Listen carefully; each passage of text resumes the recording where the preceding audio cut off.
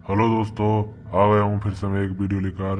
इस वीडियो में आपको प्रेजेंट कॉन्टिन्यूअस टेंस का अफर्मेटिव और निगेटिव पढ़ाऊंगा। तो ठीक है, वीडियो को शुरू करते हैं।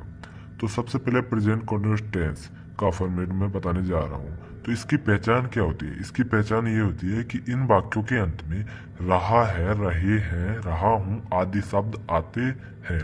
यानी कि अगर किसी भी वाक्य के अंत में आपको रहा है, रहे हैं, रहा हूँ, यानी कि ये कार्य जारी रूप में मिल जाए या ये वाले शब्द मिल जाए, तो समझ लेना कि वो टेंस प्रेजेंट कॉन्टिन्यूअस का है। ठीक है, बस आपको ये ध्यान रखना है कि लास्ट में रहा है, रहे हैं, रहा हूँ ये शब्द हो गए तो समझ लेना वो प्रेजेंट कॉन्टिन्यूअस है। ठीक है, अब देखो मैंने ये लिखा है कि आई के साथ एम लगाते हैं। इन वाक्यों में जो होता है ना, आई के साथ हमेशा एम लगाते हैं, और एक वचन कर्ता के साथ इज लगाते हैं, कोई भी एक वचन कर्ता हो, और बहुवचन कर्ता के साथ आर लगाते हैं। ठीक है, तो अब आते हैं रूल पर। तो रूल में सबसे पहले सब्जेक्ट, हर कोई सा रूल, कोई से भी टेंस का रूल हो, अफर्मेटिव जो होगा सबसे पहले शुरुआत सब्जेक्ट से होगी। उसके बाद helping verb is am are plus be की फर्स्ट फॉर्म में आईएनजी। कोई सा भी कॉन्टिन्यूस हो, किसी भी टेंस का कॉन्टिन्यूस हो, उसमें की फर्स्ट फॉर्म में आईएनजी लगाते हैं, plus object and plus O W, मतलब अदर वर्ड। ठीक है, रूल हो गया। तो अब जैसे कि मैंने पहला टेंस लिखा है, जैसे लकड़हारा लकड़ी काट रहा है, तो सब्जेक्ट लकड़हारा है, पहले ही लकड़हारा होता है। लकड़हारे की हिंदी में इंग्लिश क्या होती है? The boot cutter. तो हम लिखेंगे द बूड कटर, ये लिखा। उसके बाद हमारी क्या है? Helping verb. इसमें से एक लगाना है इन तीनों में से। अब लकड़हारा एक वचन है तो इसके लिए क्या लगाएंगे? इज। उसके लिए वर्ब की फर्स्ट फॉर्म, एंड वर्ब की फर्स्ट फॉर्म इसमें क्या है? काटना। तो काटने की क्या होती है? कट। अब जब इसमें आईएनजी लगानी है तो एक टी और लगाकर कट्टी। ठीक है, आईएनजी लगा दी वर्ब में। उसके बाद हमारा ऑब्जेक्ट, तो ऑब्जेक्ट क्या है इसमें? हम क्या चीज कर रहे हैं? लकड़ी को काट रहे हैं। तो ठीक है, अब हम लकड़ी की लिखते हैं, क्या होती है लकड़ी की? The wood. ये हो गया हमारा वाक्य कंप्लीट। अगला देखते हैं, जैसे कि मैं आपसे बात कर रहा हूँ, तो मैं की क्या होती है? आई। अब मैंने आई के साथ क्या बोला था पहले ही, कि आई के साथ हम एम लगाते हैं।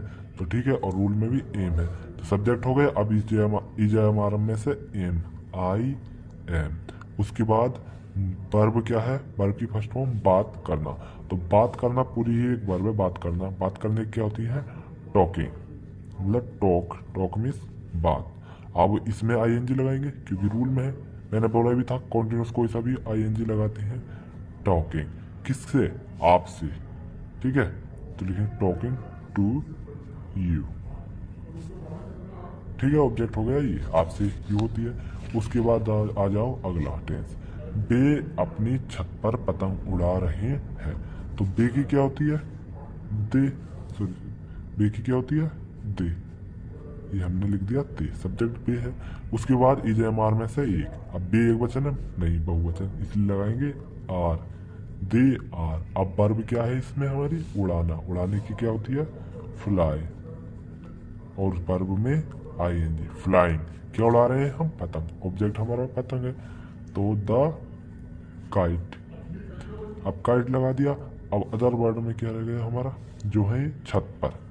अब वो भी अपनी छत पर। तो ठीक है, पर की ऑन, और अपनी की बे के लिए अपनी लगाते हैं दे यार। ठीक है, बे के लिए जैसे दे, तो यहाँ पर देयर हो जाएगा अपनी के लिए। ऑन देयर, और छत का मतलब होता है रूफ। ये हो गया हमारा वाक्य कंप्लीट। अब नीचे है वह अभी काम कर रहा है। तो दोस्तों, ये वाक्य आपको बताना है, बनाना है, और मुझे कमेंट में लिख देना है। ठीक है, मैं आपका राइट होगा ये हार्ट दे दूंगा, जो भी है बस कमेंट में आप बता देना। तो चलते हैं अब इसके निगेटिव में। ओके, ठीक है। तो आ गए हम अब नेगेटिव में। तो इसके नेगेटिव में कोई ज़्यादा फर्क तो है नहीं, क्योंकि होगा क्या, जैसे कि रूल है subject plus is am are plus not. सिर्फ हेल्पिंग वर्ब के बाद नोट लगा देते हैं, हर वाक्य में यही होता है। हेल्पिंग वर्ब के बाद नोट लगा देते हैं, अफर्मेटिव, मतलब वही अफर्मेटिव रूल जो होता है उसके हेल्पिंग वर्ब के बाद नोट लगा देते हैं। प्लस वर्ब की फर्स्ट फॉर्म में आईएनजी, उसके बाद plus object and plus O W यानी अदर वर्ड। ठीक है, रूल बहुत ही आसान होता है प्रेजेंट कंटिन्यूअस का तो वैसे भी। अब जैसे कि मैंने फिर से लिखे हैं कुछ टेंस, तुम मेरी सहायता नहीं कर रहे हो, तो सब्जेक्ट है तुम, तो तुमको क्या कहते हैं इंग्लिश में? यू। अब यू बहुवचन है तो ईजा एम आर में से आर लगाएंगे। अब नहीं दे रखा वाक्य में तो नहीं की क्या लगाएंगे? नोट। और वाक्य में ज्यादातर पीछे से ही, मतलब पहले तो सब्जेक्ट लिखते हैं उसके बाद पीछे से इधर को बढ़ते चले जाते हैं, जैसे कि तुम। अब वर्ब मतलब रहे हो की होती है वैसे आर, लेकिन रूल में क्या है? आर, तो हमने आर लगाया, उसके चलते हम इसके हिसाब से। अब नोट था, वाक्य में नहीं था तो नोट लिख दिया। अब हेल्पिंग वर्ब क्या है, मतलब वर्ब क्या है? वर्ब इसमें है सहायता करना, सहायता करने की क्या होती है?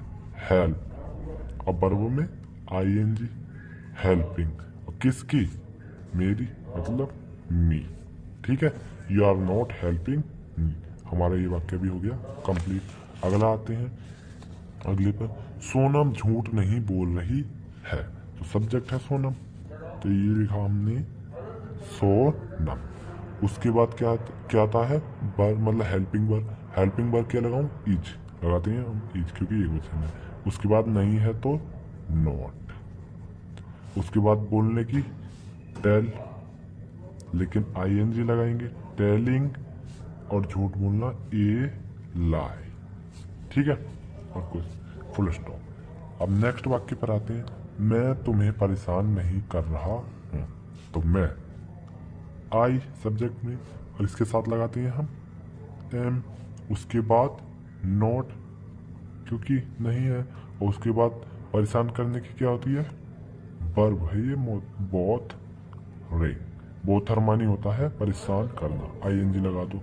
परेशान करना पूरा यही एक क्रिया है ये। तो आई एम नॉट बोथरिंग तुम्हें, ऑब्जेक्ट क्या है? तुम्हें, यू, फुल स्टॉप। ठीक है, अब नीचे वाला वाक्य है, वे रो नहीं रहे हैं, तो इस वाक्य को आपको बताना है। मैंने एक अफर्मेटिव का दे दिया, एक नेगेटिव का, आपको दोनों ही वाक्य बनाकर कमेंट में लिख देने हैं। ठीक है, तो मिलते हैं अगली वीडियो में, और वीडियो अगर पसंद आई हो तो लाइक करना और चैनल को सब्सक्राइब कर देना। और भी वीडियो लाऊंगा, अच्छे से समझाऊंगा। अभी थोड़ा शुरुआत है तो आपको थोड़ा परेशान हो, मतलब ऐसा लगे कि मुझसे नहीं आता, मतलब कम आता है, लेकिन मैं आपको बहुत ही अच्छे से सिखा दूंगा। ठीक है, ठीक है, बाय बाय, ओके।